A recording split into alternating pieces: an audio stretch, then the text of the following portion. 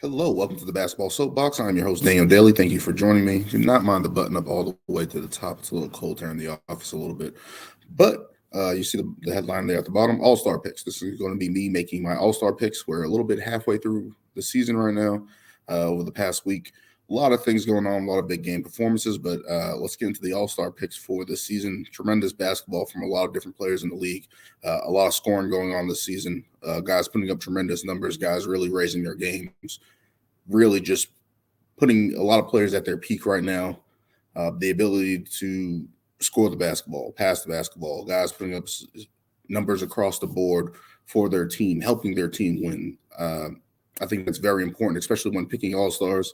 And then you got some players that are just playing phenomenal and you just want to reward them, of course, for stepping up in times of when their team is not as good or even through the turmoil of the NBA season that they're able to keep things afloat for their team. And a couple teams that like the Eastern Conference get into, but a lot of in the conference. But the first one's going to be the Eastern. A lot of things go into this. Injuries may play a factor. You think a guy's going to come back in time and stuff like that. Guys might have missed time, so they might have not made the list. I tried to do this as the quarter way into the season, but I just fell out of it, and there was just so much basketball content at that time. Now that things are kind of a little bit of settling down into the season, you can kind of figure things out. Christmas Day has passed. It's a new year. I think this is the right about time to pick all-stars, talk about all-stars, guys who have really stepped up this year and who have been playing tremendously. But we start off in the Eastern Conference. The Eastern Conference has been in a state of flux. We kind of know who the top teams here are in the Eastern Conference. A couple of teams have just fallen off or been in the middle of the road, but we know cemented who the top teams are. That's Boston, that's Brooklyn, that's Milwaukee, that's Philly, and that's Cleveland. Those are the five teams in the Eastern Conference who are in the mix, you can say, to be in the Eastern Conference Finals at least. We know that. And then you have your other teams like New York and Miami and the Pacers and Atlanta and Chicago all kind of hanging around in that other spot, trying to figure out who's in the middle of the road, who's going to be in the play-in, trying to avoid the play-in. But there's been tremendous play all across the board, even from some of the lottery teams there, some of the teams that are out of the play-in standings-wise.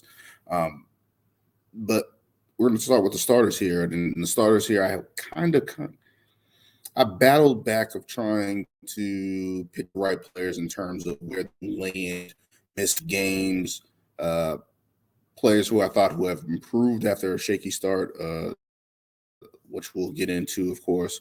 But I think the starting point guard conference should be Tyrese Halliburton. 20.2 points per game, 10.2 assists per game, 4 rebounds on 48, 40, and 88 splits.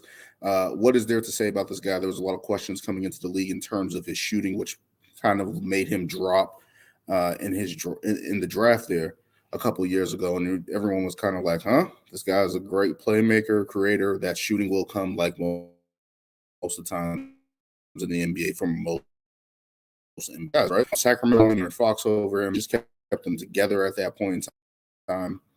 They didn't. They decided to a different direction. Whatever. A trade that definitely worked for both sides. Of course, Domantas Sabonis going to Sacramento, Tyrese Halliburton going to Indiana. Indiana was supposed to be tanking. Like, that's what people thought, that they were tanking. They were going to trade Buddy Hield, Myles Turner. Everyone kind of pulled the plug on him. Maybe it's Rick Carlisle's coaching, just his refusal to be anything other than a playoff team. But Tyrese Halliburton has a lot to do with that in terms of what he's bringing to the table. We all know he was a great playmaker, a guy that can get other guys involved, really hit guys in transition, create off the fly. We knew his playmaking was always going to be there, but his scoring punch here, that is at 20 points a game, we did not see that. A lot of people did not see that. And for him to comfortably be 20 and 10 and really help this team win even at 23 and 21, he's out with the injury a little bit right now. But to see them be above 500, to see his play, to see him rub off on Buddy Hield and Myles Turner and all these other guys on the team and really put together with the Indiana Pacers what they've been doing over the course of the season, he's the engine of that. He is the driving force of that.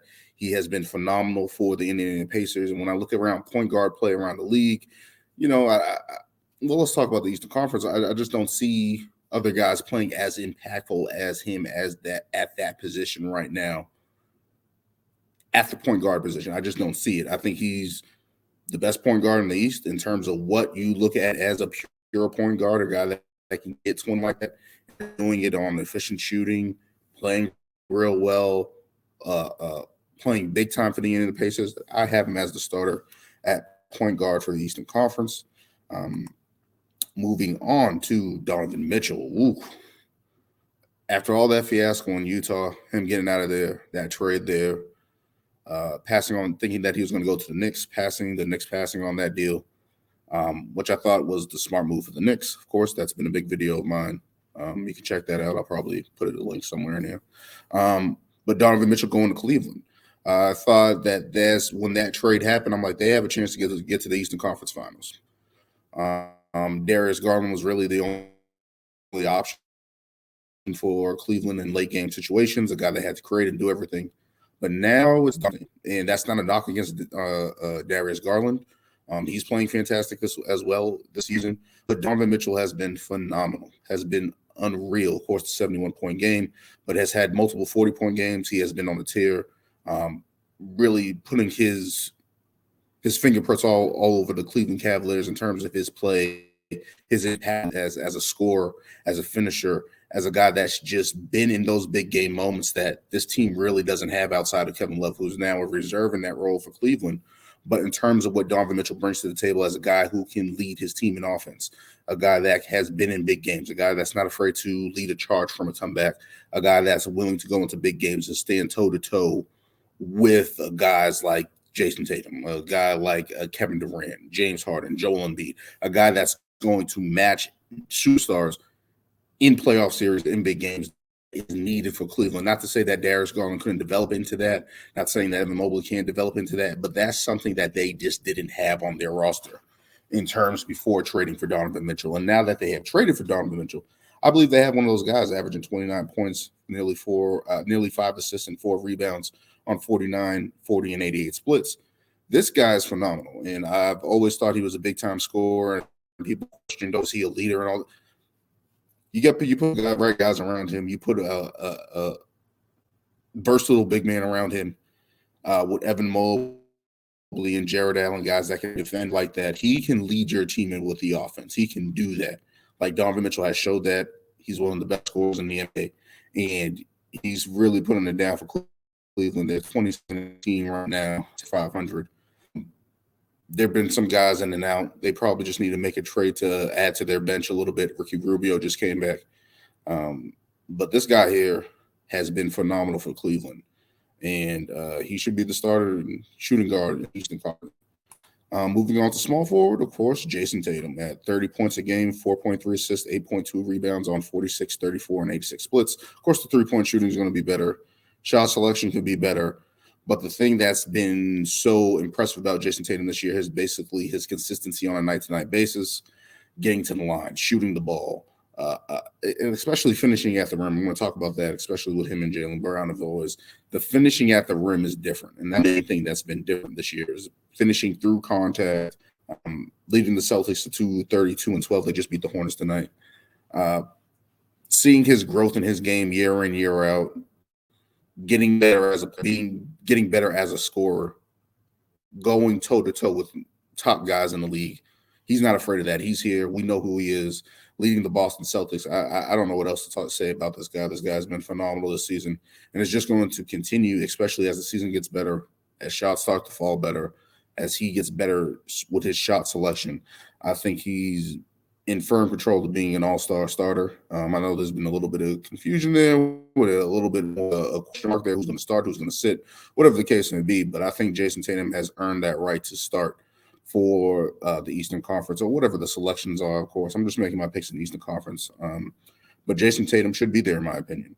Right next to him at power forward, I would have Kevin Durant, as soon as the switch is over, who has been probably the most efficient scorer in the league this year, has been phenomenal. Nearly 30 points a game, nearly 6 assists a game, and nearly 7 rebounds a game on 55, 37, and 93 splits. Like, this guy has been – I say it every time I talk about Kevin Durant. He's the best scorer I have ever seen. You know, you have other guys that can finish better at the rim, a little bit more handle, bounce to their game, whatever the case may be. But as in terms of pure offensive weapons, You can plug and play him anywhere in the league, and he's going to be fine. He can shoot the ball better than anybody else I've ever seen. Like his mid-range game, he can shoot it. He can hang in there with a 3-point shooter. He can get to the basket. He can get to the line. He's so efficient at just pure scoring in the NBA. I can't even think of anyone better than him at doing that. Like, that's just me talking to, like, Kevin Durant's one of the top 20, 15 players in the league history. I can't say enough about that. Like, this guy has been phenomenal this year, really leading the Brooklyn Nets through all the turmoil. Of course, Steve Nash firing, Jacques Vaughn coming in, Kyrie Irving's controversy there a little bit. He has been able to navigate through all that, be efficient as he can be as great of a scorer as he is, and should be in the MVP candidacy, but also should be a starter in an All-Star game. He has been phenomenal. And at center, this was hard, but I went with Giannis Antetokounmp, who has been phenomenal. 31 points, 5.3 assists, nearly 12 rebounds on 52, 24, and 65 splits. We're not even going to expect him to be a good shooter at this point. But the way he's just impactful on the game in terms of getting to the basket, finishing, getting to the line, even when he's not shooting it well left from the line, Giannis has been unstoppable getting to the line, leading to the Milwaukee Bucks to a 27-16 record without Jrue Holiday for a majority of the season, without Chris Middleton until a couple weeks ago.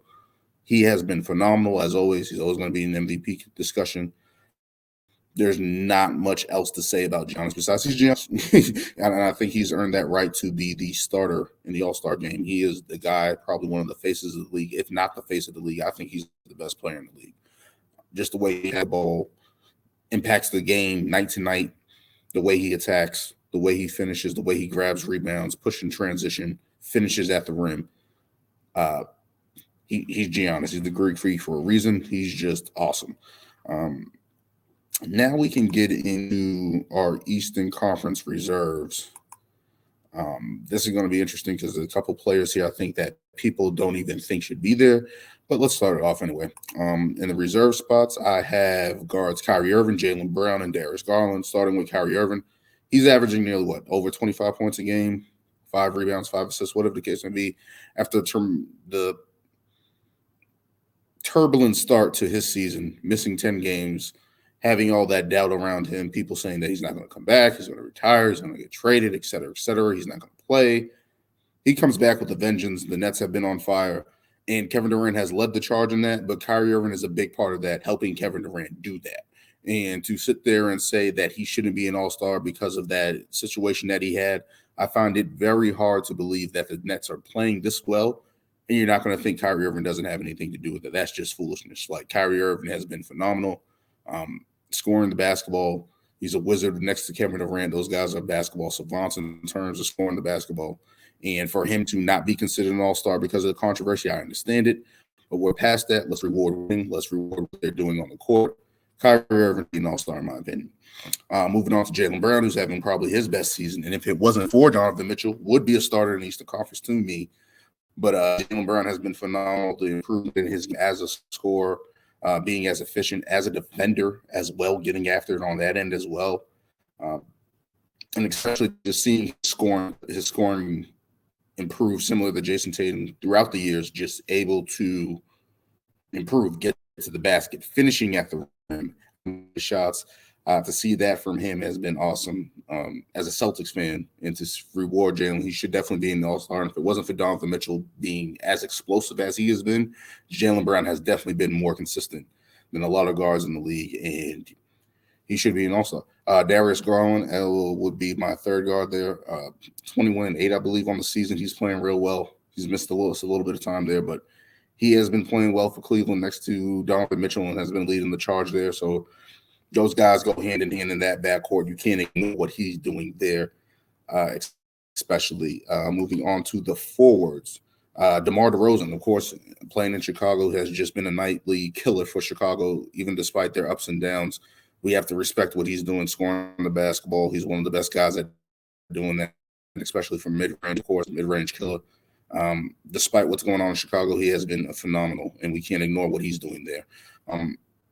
As well as we have OG Anunoby, a guy that's really been developing this game, similar to I don't want to say, but just in terms of growth, Jaylen Brown, Jayson Tatum, Andrew Wiggins, in terms of what they're doing year to year. And to see him shoot the ball this well, to see him come out there for Toronto and be a second help next to Pascal Siakam, who's also on the list, who I'll talk about in a minute. He's been phenomenal, especially on the defensive end, getting after it, leader in steals this year. He deserves some respect there. I think he should be a consideration there at the forward spot and should get a call to Utah to be in the All-Star game, as well as Julius Randle, a guy that has been enigma in New York, has been questioned, have written off a guy that I thought that the Knicks would only be good if they had a chance of him getting back to that All-Star NBA level. He has done that this season, being really aggressive. Had a big dunk, I think, on Daniel Gafford the other day in Washington. But he's playing really well this season, helping the Knicks be relevant, staying above 500. He's been playing really well, and I have to reward that. Moving on to Pascal Siakam, who has also risen up to all-NBA level again this year and will be third team. People are going to wonder if he's going to get traded or whatever the case may be, but he's playing well for Toronto and keeping Toronto afloat a little bit as they've been down a little bit, of course, with their offense, of course, looking at that. Struggling as offense, but it's not because of Pascal. Let's just say that. Pascal Siakam is doing it well on both sides of the ball and has been playing well for the Toronto Raptors. At center, I had Bam Adebayo in the spot. I think Joel Embiid missed a little bit of too much time there, a little bit. Oh, no. At the time, I think Joel Embiid missed a couple games early in the season, and when the time I did this, but Bam Adebayo and Joel Embiid. Bam Adebayo, I'll talk about him. He has been phenomenal for Miami, especially on the defensive end, really getting after it, improving his offense, finishing at the rim, and doing things like that for Miami, even though Miami's struggling a little bit, but he's playing well. Joel Embiid, probably one of the leading scorers, especially that time when James Harden has been out. It was tough, but he missed games. I think they're a little bit lower in the standings. That's why I went with Giannis over him. Or I moved Joel Embiid to the bench and put Giannis in starter rather than moving Jayson Tatum down or Kevin Durant down or whatever the case may be. But I think Joel Embiid just missed a little bit too much games there, but has been phenomenal. One of the league leader in the scores, I think at 33.8 points per game the last time I checked. He's been phenomenal holding Philly afloat throughout all this stuff. Tyrese Maxey has been down. James Harden has been gone for 2 months. Like, he's been holding it down for Philadelphia and definitely should be going there. I don't know do they get bonuses if they're starter? I think that's going to ruffle a couple feathers. Someone between Tatum, Kevin Durant, Giannis, and Joel Embiid. I think the question mark is between Joel Embiid and Jayson Tatum in those two spots, but there's no question there. I think those other three guys not over Joel Embiid. Honorable mention in the Eastern Conference, I have Jrue Holiday, who I think has not been as great as he could be, but he's always going to be in the mix just because how he's playing when he's healthy. Trae Young was a tough one because we know he's not shooting the ball particularly well this year, but in all the questions with him and Nate McMillan down there in Atlanta, but he's putting up numbers, and hopefully he's there. Atlanta's been winning a couple games here. Hopefully maybe they could turn it around and make some things happen down there. Same with Javonte Murray. Javonte Murray has been really well for Atlanta. It's just those guys trying to figure it out in that backcourt. Jalen Brunson deserves consideration to get in there. He's been phenomenal for the New York Knicks. I think he's around 20 and 7 a game, 7 assists. I think he should get consideration for that, for coming in and playing as well as he has, and has been big time in the clutch for the Knicks. So he definitely deserves consideration there. Moving on to Jimmy Butler, who has been in and out of the lineup. Miami has had a lot of injuries. You don't know who's playing down there sometimes. But Jimmy Butler has been consistent, has been a rock for Miami when healthy. Hopefully he can get it together. He deserves consideration. Myles Turner. Myles Turner should be considered, I think, a guy who stretch force, nearly 18 points a game. Great, phenomenal shot blocker, leading the league in blocks again. So we can't ignore that with Tyrese Halliburton and what they're doing with Buddy Hield and Myles Turner up there. Myles Turner is a big part of that as well, especially what he does and able to spread the floor, finish around the rim, be that big guy, modern-day big guy that teams want. And should be a trade asset, but I don't know. He might extend with Indiana there, secure the bag with the money and maybe get traded after that. But he has been phenomenal for Indiana as well. And lastly, Kristaps Porzingis. I think he deserves considerator too as well. It was between him and Brook Lopez. For me, I think Brook Lopez has been great defensively. Washington sucks. Like that is what it is. They've been missing Bradley Beal a little bit there, but Kristaps Porzingis is playing well down there. And that was the Eastern Conference players. Let me know if you agree or don't agree. Like, comment, subscribe there with the Eastern Conference there, and let me know. Let me know if you guys agree, disagree, whatever your case may be, who you have in the certain spots and positions. Let me know.